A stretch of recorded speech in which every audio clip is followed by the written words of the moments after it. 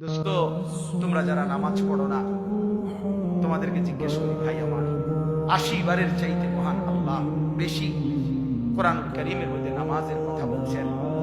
আল্লাহ তাআলা হাশরের ময়দানে তো জিজ্ঞেস করবে, বান্দা আমার মতো মালিক, আমার মতো মহান আল্লাহ ৮০ বারের চাইতে বেশি নামাজের কথা বললাম, আর কতবার বললে বান্দা তুমি আমারে সিজদা দিতা? কি জবাব হবে? আল্লাহ নবী সাল্লাল্লাহু আলাইহি সাল্লাম বলবেন, কসম খোদা, আমরা উর্দু কিতাবে পড়ছি, হাশরের ময়দানে বহু উম্মতকে নবী বলবে, উম্মত তুমি যে আমল নামাটা নিয়ে আসলা, তুমি জানো উম্মত আমি 23 বছর একটানা 23টা বছর উম্মত আমি তোমাদের জন্য কেঁদেছিলাম, আমি সারা রাত কাঁদছি, এশার নামাজের পরে দাঁড়াইছি, ফজরের আজান পর্যন্ত উম্মত আমি চোখের পানি ফেলে কাঁদছি।